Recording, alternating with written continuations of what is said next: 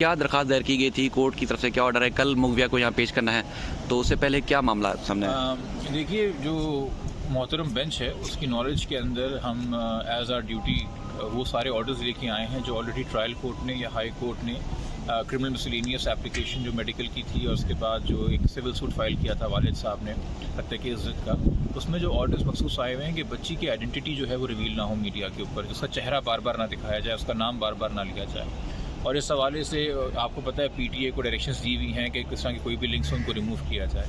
तो खदशा ये था कि कल जब बच्ची आएगी, आपको पता है ये केस जितना मीडिया के अंदर हाईलाइट हुआ है, फॉलो हुआ है, तो हमारे यहाँ एक एक्सक्लूसिव फुटेज की दौड़ होती है जी। और अब चलिए मीडिया तो फिर भी पैमरा के तहत एक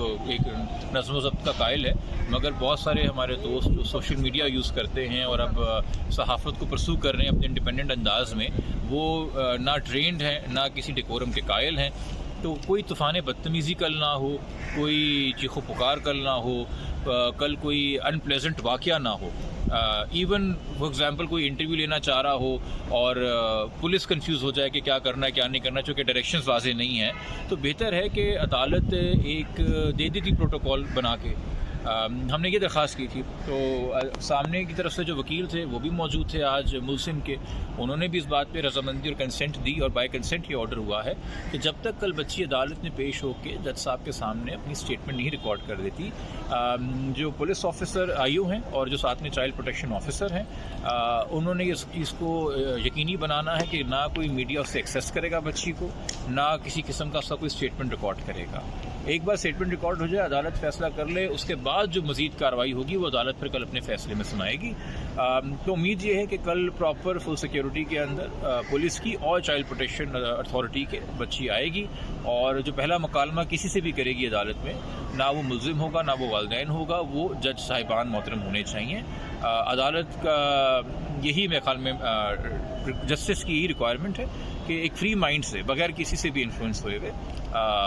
अदालत को बताए बच्ची कि वो क्या चाहती है, फिर आगे अदालत का। अच्छा, एक सवाल पिछली दफ़ा भी उठा था, इस बार भी, कि पिछली दफ़ा चूँकि माँ बाप के पास नहीं थी तो माँ बाप ने बड़ी कोशिश की थी बच्ची से बात करने की, मिलने की, तो पुलिस वालों ने ना सिर्फ धक्के दिए थे, बात तक भी नहीं करने दी थी। तो अब की बार मीडिया तो चले अदालत के हुक्म के तहत दूर हो जाएगा, तो दूसरे प्राइवेट लोग, आम लोगों के लिए पुलिस किस तरह पाबंद है इस अदालती हुक्मनामे के बाद कि आम लोगों को भी करीब भटकने भी ना दे कोई सवाल या कोई ऐसी बात? देखिए, कॉमन सेंस ये डिक्टेट करती है और दूसरा देखिए आम लोगों के हवाले से ट्रायल कोर्ट का ऑलरेडी एक ऑर्डर है 14 सितंबर 2022 का, जिसमें मुल्जिम ने दरख्वास्त लगाई थी कि मुझे लड़की से मिलने दें और अदालत ने ये कह के कि चूँकि इसमें kidnapping, child marriage, illegal confinement और ट्रैफिकिंग जैसे संगीन इल्ज़ामात हैं, तो और इनके हवाले से ख़ास कानून बने हुए हैं, इसलिए लड़के को मुलाकात नहीं की इजाज़त नहीं है। वो ऑर्डर आज भी पेंडिंग है। बेशक मजीद हाई कोर्ट ने कोई डायरेक्शन इस हवाले से पास ना किया हो, मगर उस ऑर्डर की तो वायलेशन हो जाएगी अगर आप कोर्ट प्रेमिसेस इस्तेमाल करते हुए पुलिस अपनी तहवील में लड़के की या किसी भी को एक्यूज़ की, लड़के को ख़ानदान वाला, उससे मुलाकात कराती है। तो मैंने तो आपसे एक फेयर बात की ना कि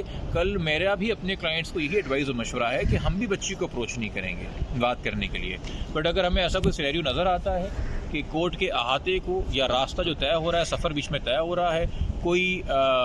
पुलिस वाला या कोई और अहलकार अपनी ड्यूटी परफॉर्म ना करते हुए बच्ची का कोई ना कोई राब्ता कराता है मुल्जिम की साइड से, तो हम इसको इमीडिएटली प्रॉपर फोरम पे रेस करेंगे। ये खदशा आज हमने आज की एप्लीकेशन में भी अपने रखा है, बताया है जज साहब को पहले से, क्योंकि देखिए जब हम इस बात को तस्लीम कर रहे हैं कि जो मजलूम है वो एक बच्ची है, तो वो तो इन्फ्लुएंस हो सकती है ना बड़े आराम से एक